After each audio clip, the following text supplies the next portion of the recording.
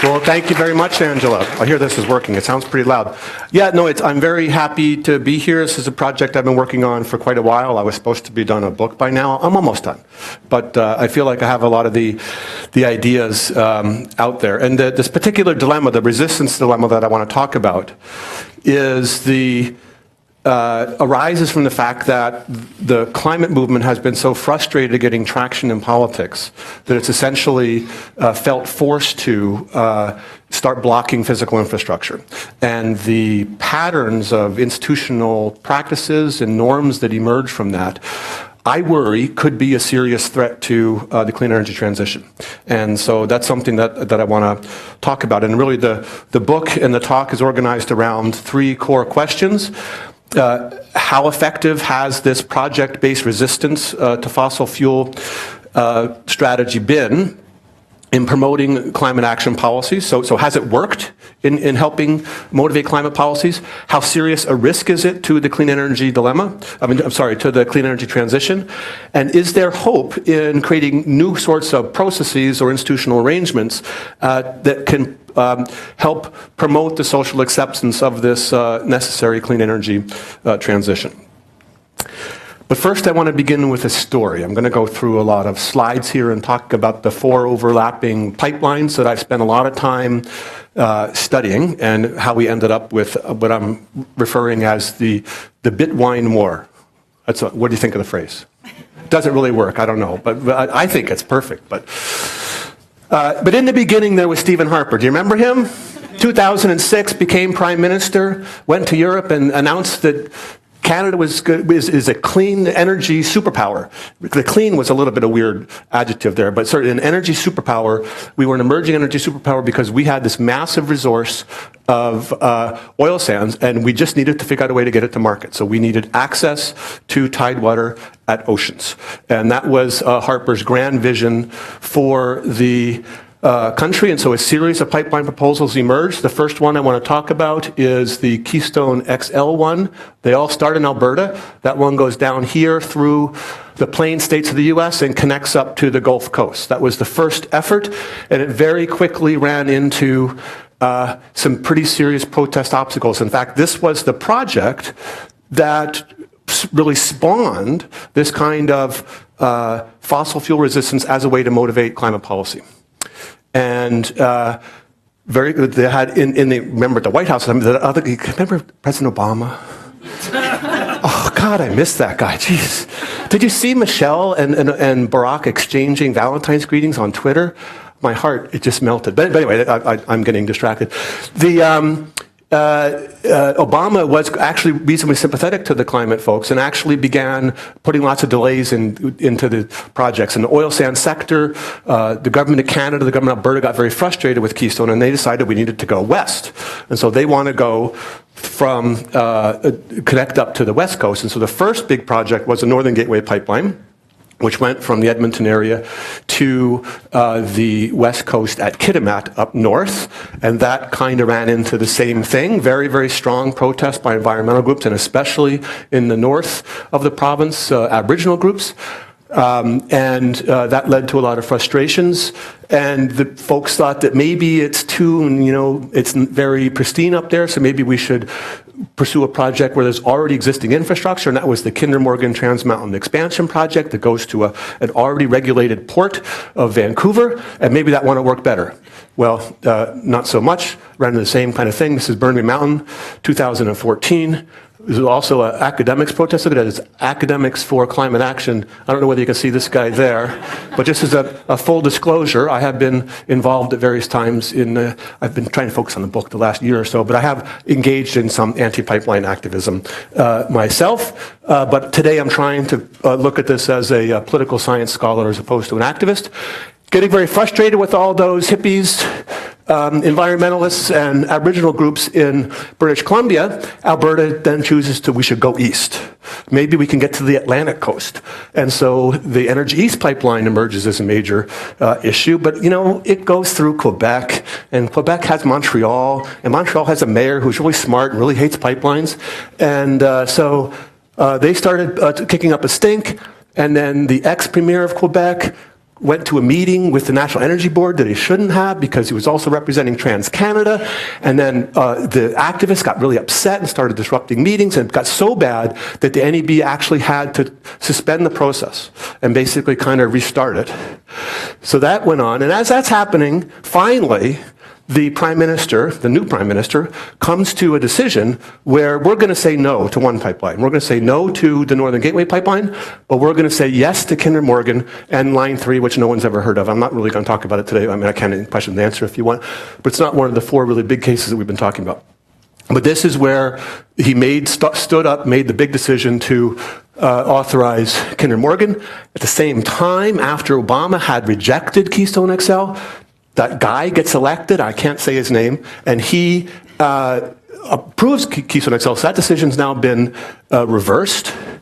And in part because that happens, so that Keystone XL is operated by TransCanada, which is also the proponent of Energy East. And so they decide to put all their eggs in the Keystone XL basket, and they ditch Energy East. And that caused a lot of kerfuffle as well. And so all that's left in Canada is Trans Mountain. And at the same time, John Horgan's New Democratic Party is elected as a minority government requiring the support of the Green Party. Both parties were strongly opposed to the Kinder Morgan expansion project during the election. And finally, a couple weeks ago, to everyone's surprise, Horgan actually stood up and did something about it by proposing a new policy to ban the increase in diluted bitumen shipments through the province. The Premier of Alberta retaliated with a wine boycott. BC took out ads in British Columbia newspapers promoting their own wine industry. This is from the government of BC saying, together, let's support BC wine. This weekend, buy some BC wine and help protect BC's coast. And that's Andrew Weaver, leader of the Green Party. Do the folks out here know who this guy is? Famous climate scientist now, leader of the Green Party, and they're buying BC wine, as every BC environmentalist did. I mean, the strategy here is to just basically, as this young environmentalist says, she's worried that they're going to they're just trying to get the environmental movement drunk so no one notices as they start building the pipeline. And then Rachel Notley, thinking maybe the wine boycott wasn't enough, chooses to mobilize the people by creating a new swank website and getting people to write letters to John Horgan saying what a bad policy it is. And just yesterday, I wish they would stop doing something. I'm trying to finish a book, okay? I need finality in cases in order to be able to write about them. But this was a very big thing that Trudeau said yesterday. He said, called out by name, John Horgan is actually trying to scuttle our national plan for fighting climate. By blocking the Kinder Morgan pipeline, he's putting at risk the entire national climate change plan because Alberta will not be able to stay on if the Kinder Morgan pipeline doesn't get through. And John Horgan, a noted environmentalist, Trudeau went on to compare him to Brad Wall, noticeable climate is he an actual climate denier? I don't think he is, but he's certainly a carbon tax denier. But basically putting them in the same camp as people who were opposed to the Canadian climate strategy. This puts enormous political pressure on Horgan. That's where we are today in this huge conflict. And I could talk more about how the cases work out, and we could talk more about the Kinder Morgan case in particular in question and answer if you want. But I want to go over first the way I think about this problem as a political scientist, and think about the challenge of mobilizing people on climate change and how this keep it in the ground, this place-based resistance movement emerged as a solution to that, and then kind of finalize the oil sands pipelines case studies and see where we are at the moment. And then begin talking about how this creates challenges for that clean energy transition. And conclude by talking about whether or not there are new process opportunities that can affect us. How many students in here are of the political science type? Most of you were good. Oh, good. It's very common within political science to talk about interests in terms of the categories. People have, the actors have interests, they have resources, they have strategies, and they essentially work within the structure of ideas and institutions in order to try to pursue those interests. And so I talk about all these things. I talk about the categories of interest. I talk about the institutional structures that we have and our conflicts over that. And I talk about the ideas that help motivate people. But one of the interesting things about politics and how strategic actors work is they don't just accept that idea and institutional environment. They don't take it for granted. They try to change it. And so they try to alter institutional rules. And you could say that's exactly what this whole conflict over Kinder Morgan is about. Who gets to decide whether or not the pipeline should be authorized? Is it the Prime Minister of Canada? Is it the government of Alberta? Is it the government of British Columbia? Is it the Tsleil-Waututh First Nations in the Burnaby Inlet? And that's a major challenge. It's the city of Burnaby that's receiving the terminal. So they work through institutions, through the politics of structure, and they work to change ideas through framing. And we'll have a chance to talk about all those things. In terms of these strategic actors, they're kind of organized in two distinct coalitions.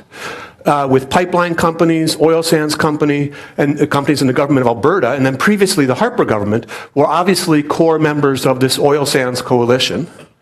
And do we put Trudeau in the same category? He's a little bit more flexible, right? Because he has done things to regulate the oil sands. He has rejected the Northern Gateway pipeline, but it's also pretty clear that he considers it his mission as a prime minister to get a damn pipeline.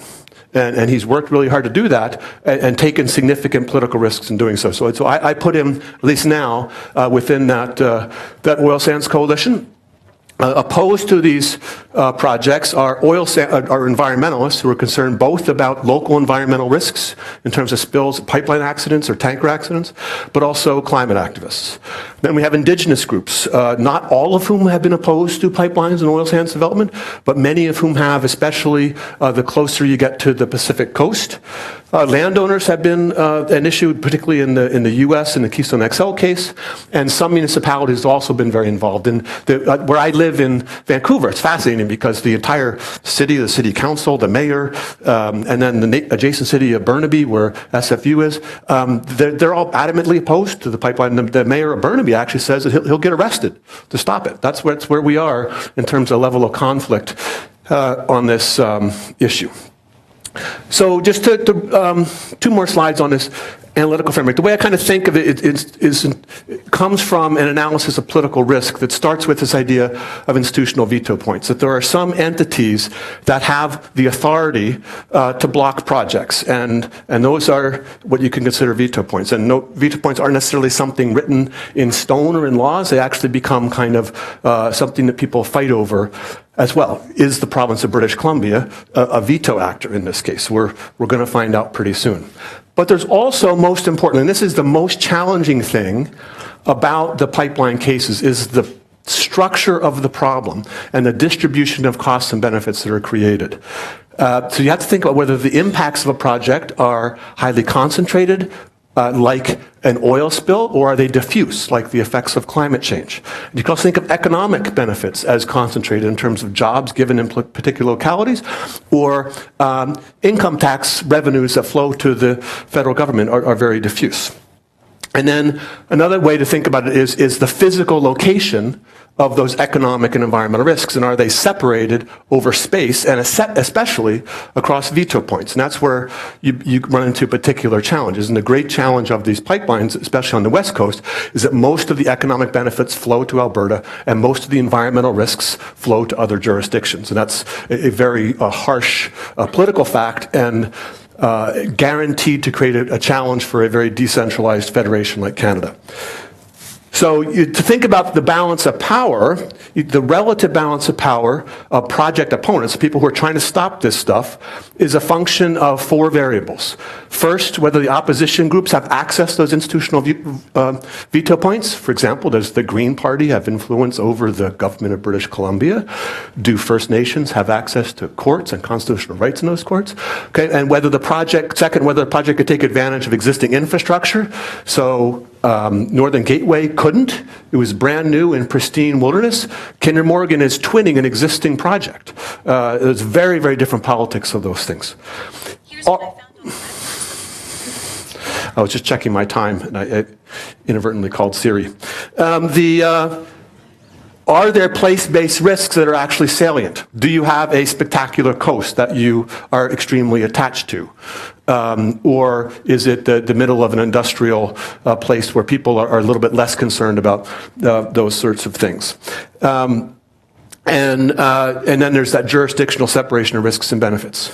And we can see that the projects vary in these things. And I'm also applying this not just to big bitumen pipelines, but things like dams, hydroelectric dams, and other sorts of things. You can think about how these things exist or not in various cases that explain the relative influence of things. Okay, so that's the basic political framework of how to think about the relative balance of power. And then there's this issue about climate mobilization, which in some ways is the grand challenge of our time as I think about it. The folks who have spent a lot of time thinking about climate change basically talk about it as the hardest political problem you could ever construct. Part of it is this wicked problem structure where you have this separation of risks and benefits over space, in the sense that when you take climate action and force a facility to reduce its emissions, those costs are very directly concentrated and frequently strongly opposed by powerful industrial interests, but their benefits are diffused across the entire planet. So there's a physical separation of risks and benefits frequently across jurisdictional lines, but there's also a temporal one. There's a huge lag time between when you actually take climate action and when you're going to see the result. And you also don't really have, there's also a lot of uncertainty. You're not very clear about exactly what the result is. So if you're going to ask a coal utility to shut down, and if you were able to give it a direct, so that it could see a direct benefit, but if the benefit's far away and distant in the future, it's a much harder thing for people to be able to mobilize. There's also psychological barriers. I mean, the way our brains have evolved is, does it make it easy for us to care about things that are distant in the future or people that are far away? We're just really bad at that. We're really good at looking after our friends and neighbors and fellow members of our tribe. And we're not good about thinking about the long term. And again, the cognitive psychologists who have looked at climate change and go, oh my God, this is a really hard problem. And then you got the economic opposition. You have vested interests in the fossil fuel industry who are deeply opposed to giving up the enormous wealth that they've had. And that spills over into, it's not just purely economics and lobbying by big business, it becomes cultural. This is a particularly large phenomenon in the US, where you have, one of the two major parties, the one that occupies the entire federal government at the moment, that essentially denies the science of climate change. And you have a similar type of political culture in some parts of Alberta and Saskatchewan in Canada, okay, where whether or not you believe in climate science, and certainly whether or not you believe in climate action, determines whether or not you're part of a tribe or not, whether you have a group affiliation that makes you feel a sense of belonging and is one of the cornerstones of your political identity. So that's a third really, really big problem. And then there's the fact that our institutions are really, really bad at dealing with this stuff. Do we have a federal government in Canada? We're about to find out.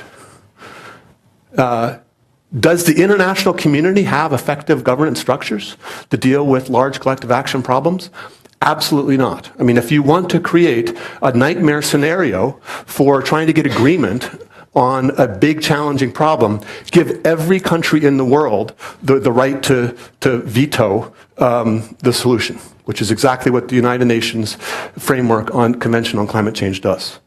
Okay, so we have dysfunctional institutions. Don't even get me started about that place south of the border that can't engage in climate policy because it can't make any policy at all, even if it wanted to. I'm an American by birth, so I've been a Canadian since 1992, but it's been hard the last, how long has it been? 14, 15 months? So, anyway, so it's a very, very, very hard problem. So how do you overcome that problem? You don't just give up, because it is, along with global poverty, the most significant challenge humanity has ever faced. Okay, nuclear war. So we got three really massive challenges, but it is a threat to civilization, literally. So one of the things you can do is you can try to localize the problem by focusing on tankers and pipelines instead of the broader global challenge. You could ally with groups that have local rights, like First Nations. You could exaggerate the threat, which is what the idea of the oil sands being a carbon bomb was. You can make the threat seem more immediate. So folks who, every time an extreme weather event says, "Oh, climate change," and it's increasingly true, but it's more of a probabilistic thing than it is a particular determinate thing. And those folks who are interested in divestment, as I know many of you in the room are, that the basic strategy that Bill McKibben pushed there was we need an enemy. And the enemy number one is big oil and big fossil fuel companies. And we need to treat them like enemies and demonize them essentially by declaring that their money is no good with us.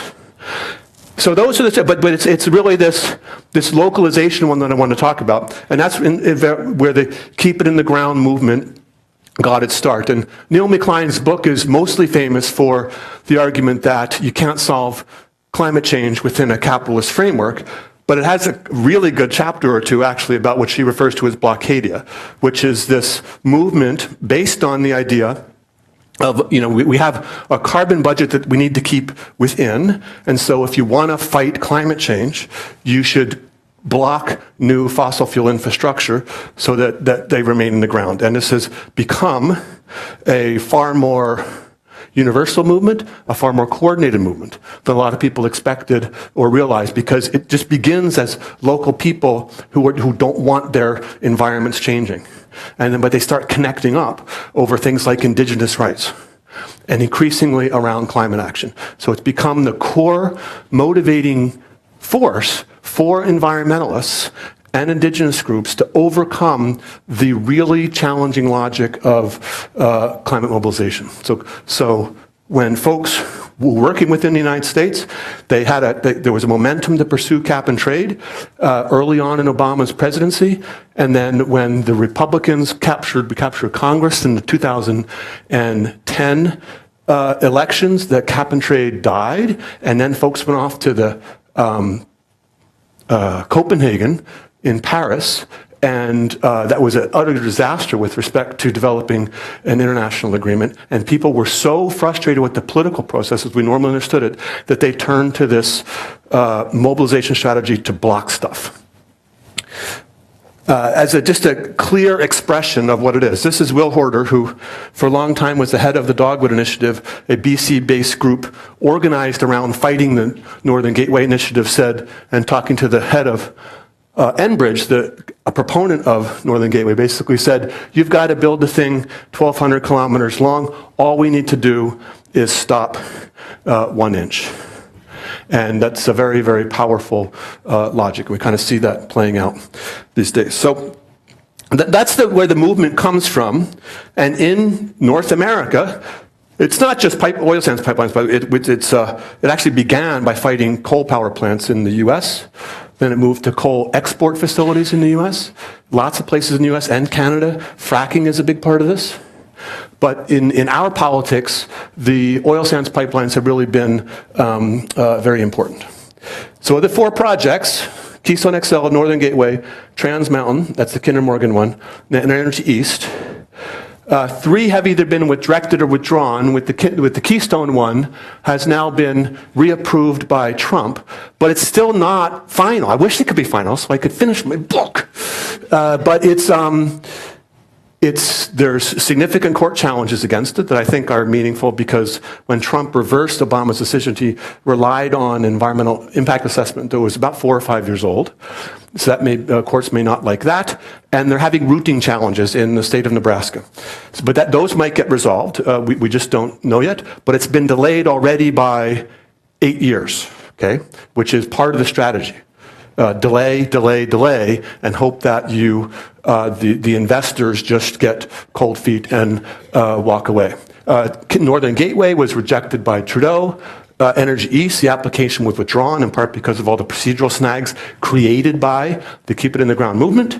And then the Kinder Morgan is the one that's actually been approved, but it's not built yet. It's already been delayed officially by a year after it was approved, and the process folks managed to get, and already had delayed it for 2 years during the process because of problems with the NEB and also just the demands, the rigorous demands of the procedures. Okay, so there have been, so what are the consequences of this keep in the ground movement? They've clearly created cancellations of pipelines, they've created delays of pipelines, and they've led to specific rejections of pipelines in the case of Northern Gateway and originally the Keystone case by Obama. And I would also say that the Alberta Climate Leadership Plan is mostly because of it's a result of pipeline resistance. The fact that Keystone XL ran into such problems in the United States and that Northern Gateway wasn't killed till 2016, but Northern Gateway was dead in 2012. Because of a variety of First Nations opposition, because of the Kalamazoo oil spill by Enbridge and the report that came out about that. And if you just read the British Columbia press and the national press about it, everyone was saying, even in the oil sands community, it's like, we can't do it.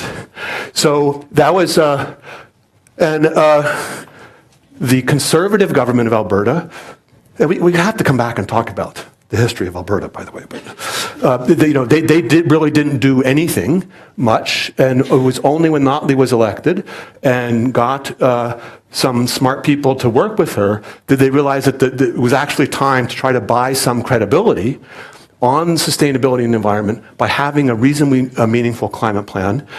We could talk about whether it is in fact one, but that, sell it to the markets. And she certainly sold it to Justin Trudeau, who said, well, thank you. Well, now we can create a national plan. But part of the national plan, Notley only agreed to be part of the Pan-Canadian Climate Framework if Trudeau approved the Kinder Morgan pipeline. And that's part of the deal that he's defending to this day. Now, I'm not saying the Pan-Canadian Framework is exclusively because of pipeline resistance, but I am saying that the Alberta plan is almost all because of pipeline resistance, and the Pan-Canadian Climate Framework would have been impossible without that Alberta plan. So in Canada, pipeline resistance has forced climate policy. It's not the only thing. The 2015 election certainly had a big deal to do with it.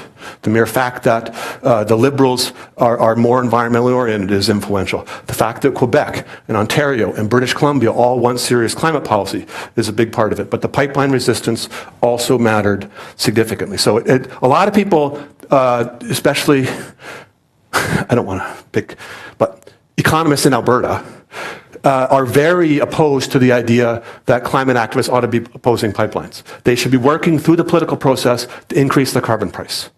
And there's no question that would be more cost effective. The fact is it hasn't politically worked.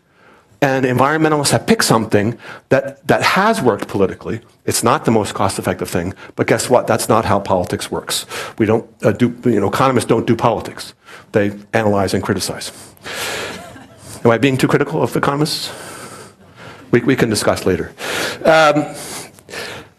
Okay, so where are we? So so it has had effects. So that was my first big question, right? Has the pipeline resistance movement moved climate policy? Answer, yes. It's not the only thing that matters, but it's been a big force. The second one, is it a serious threat to the clean energy transition? And that's a question I posed again before.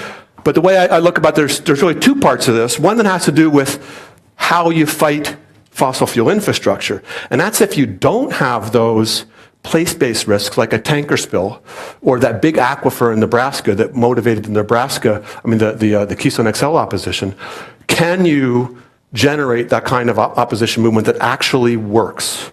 So that's one big question. And the other is that we all know, anyone who looks at the problem, we need right away, in fact we're way overdue for really getting started, to transform the energy system into one that doesn't emit carbon. We need to get there by 2050, and the amount of infrastructure needed to get there is absolutely extraordinary. We have no idea how challenging that's going to be. But we're getting so successful at blocking things. That's what we do. Environmentalists, leftists, indigenous rights activists, what do? We block things. We win by blocking things. Or we didn't finally block it, but we delayed it, right? But if you have to build big clean energy facilities, whether they're dams or wind farms or solar farms or high voltage transmission lines to connect those things up, you need to build lots of stuff that some people aren't going to like. And so you need to have planning processes and approval processes that get enough social acceptance to do that. If you don't, we're either going to ruin the planet or not have the energy services that we've grown to expect. Or probably, well, I don't want to go. Both. Okay, so on that question about local versus diffuse interest, one of the things I do with these pipeline case studies is I actually go in and look at indices of media to count words. I don't actually count them. The Canadian news stream does that for me. But you can search for Northern Gateway Pipeline and climate and jobs and spills and tankers and First Nations or Indigenous or Aboriginal. And we did that. And what it shows, so this is, the colors aren't very good here, but light green is climate, blue is jobs and the economy, purple is accidents and spills, and Aboriginal stuff is, what color is that? Darker green. And what does that tell you? So this is over 6 years for 4 different pipelines. The dominant issue is obviously jobs and the economy. Anytime anyone reports in the media about a pipeline, they almost always talk about jobs and the economy. But they also talk about other things. And what's actually kind of pleasing for a climate guy like me is they talk about climate. They don't just talk about the local risks. The local risks tend to obsess activists, but the media have actually taken a bigger picture, and in some cases, in some pipelines more than others, and more recently than they used to, and I'll show you some things over time. So in fact, why don't we just go, this is the same kind of chart for the Kinder Morgan pipeline, and you can see how this last column is the average over time, but this is how it changed. So look at the light green bar. See how it went up in 2014 and then really spiked in 2015? So why did that happen? I was there when I know exactly why it happened. So the environmental groups in British Columbia had made a strategic decision back in 2009 or 2010. If you want to talk to people at the door, you want to get people to come to rallies, don't talk about climate, even though it's all what we're about. Talk to them about tanker spills. That's what they're fearful about. That's how you get the conversation going. That's how you motivate people. But in 2014, 350.org, Bill McKibben's big international group, launched their Keep It in the Ground campaign. And their representative, Cam Fenton, who started mobilizing the people around Kinder Morgan at the time, came out and did it. And all of a sudden, they weren't talking just about tanker spills. They were talking about climate change and keeping it in the ground. And when environmentalists talk differently, the media reported differently. And it did actually make a difference in things. So you can get the media to talk about it. Keystone XL, this one's really quite dramatic, how dominant the economic frame is in the United States, but you can also see how climate starts from near zero in 2012 and grows to very large as the movement organizes and begins putting pressure and became extremely influential. So influential, in fact, when Barack Obama banned the pipeline, denied the permit in 2015, he explicitly used climate, because the original decision, original delay, was you can't go through the Ogallala Aquifer area in Nebraska, you got to go around it. So that took the place-based risk. They don't worry about tankers on the Gulf Coast, because they already have so many of them down there. But the farmers and the environmentalists in Nebraska were petrified that this massive aquifer, which provided both irrigation and fresh water to the entire region, was going to be jeopardized by a pipeline rupture. And so they forced TransCanada to reroute it. Once they rerouted it, it took that out of the picture. So the only thing left was climate. But the environmental impact assessment statement actually said that it's not that big a deal for climate. But Obama said, well, I'm making it a big deal because it's symbolic. And sometimes he actually just adopted the rhetoric of the movement. He said, sometimes we just need to keep it in the ground. So the finding based on that stuff is that environmentalists have had success in increasing the salience of diffuse climate issues in the media, but I think you still need place-based interests, place-based resistance as a mobilizing resource to get those people out in front of the cameras, out in front of the bulldozers, etc. So that's the issue about the diffuse versus general. And then we need to start thinking about actual clean energy projects. So in British Columbia, we have, is a big dam clean energy? Let's say yes. Work with me. They actually reframed the title. It used to just be called the Site C Dam. Christy Clark chose to call it the Christy. I always thought they were going to change. I wanted. In fact, I thought the NDP government should just. We're going to name it the Christy Clark Dam, and she can own the overruns. But it is now the Site C Clean Energy Project, and clean energy. It is in terms of it is a relatively low greenhouse gas intensive way to generate electricity. It does have big impacts on other environmental values. But the key point that I'm trying to make, it was a way to generate electricity without direct emissions of carbon dioxide, but it attracted the same roster of opponents that the pipelines did. Every environmental group in British Columbia is opposed to it. Any Indigenous group that first was from the region opposed it, and then all the more general ones like the BC Union of Indian Chiefs got on board with it. But look what happened. Despite that resistance, the Christy Clark government went ahead with it anyway. She vowed to push it beyond the point of no return even before court cases were resolved. But then those court cases were resolved. And to a lot of people's surprise, the courts just kind of overrode the environmental concerns in the area. And the Supreme Court actually chose not to accept leave to appeal on those. And then the Horgan government came in. They had part of a deal with the NDP. The Greens were fundamentally opposed to the Site C Dam, wanted it canceled, even though it was 2 years into construction. The Horgan government said, well, we're going to send it for economic review to the BC Utilities Commission. And they got that back, and they said, God, we're going to have to say yes. Sorry, folks. And they've had that was a really big pill for them to swallow to do that. But I think this means that place-based resistance can be overcome if you have enough political will to do so. But it does require a lot of political will, and the project has still been significantly delayed. It's $5 billion more expensive than it was supposed to be. And there will be, so the first series of court challenges have been quashed, but the Aboriginal groups are now going in and demanding financial compensation or cancellation based on a new set of challenges about treaty infringement, and we'll see what's going to happen with that. Wind energy in Ontario, a lot of you are probably familiar with that. The Ontario government wanted to phase out coal, get lots of new solar energy and wind energy. A lot of groups in rural areas did not want wind energy and made a big kerfuffle out of them based on both aesthetic reasons of change in their landscape and sense of place, but also based on health effects. And the government went so far as to remove the power of local authorities to adopt zoning to block wind projects. So there was a big shift in governance, and it was a major challenge that resulted in lots of delay and frustration. And now the government has in place a new, more strategic planning place. But in Ontario, it's been a major challenge. It's also been a major challenge in Quebec. In the UK, they recently banned onshore wind from going forward. They're now relying exclusively on offshore wind. And in other jurisdictions, it's been a challenge as well. High voltage transmission lines, I kind of worry about even more than wind turbines. In order to pursue the clean energy transformation, you have to build lots of new facilities, and they're going to be in different locations. And because of their intermittency, you're going to have to connect up much larger areas. So we need to build lots of more new transmission lines. And no one really likes those, do they? They're unsightly, they buzz. Some people are concerned that they cause health impacts.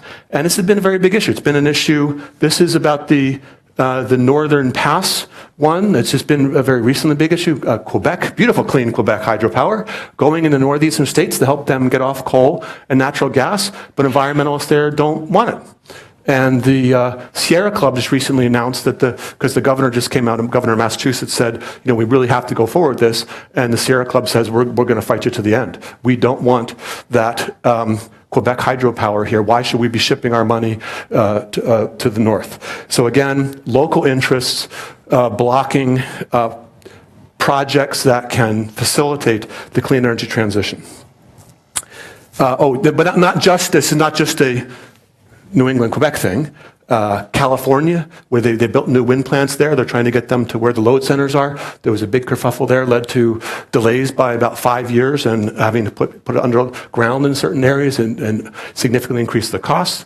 In the UK, they've had big problems with this. In Germany, they've had massive wind resource in Germany, but they're far away from the industrial load centers, and the lender in Germany are fighting the installation of new transmission lines to address that problem.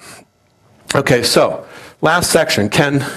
Is there any hope that we can make better processes that can actually address these problems? And to me, the challenge is, how do you sincerely incorporate place-based concerns, which obviously you want to and you need to do, but you don't want to paralyze siting processes when you actually need to do things that are in the broader collective interest.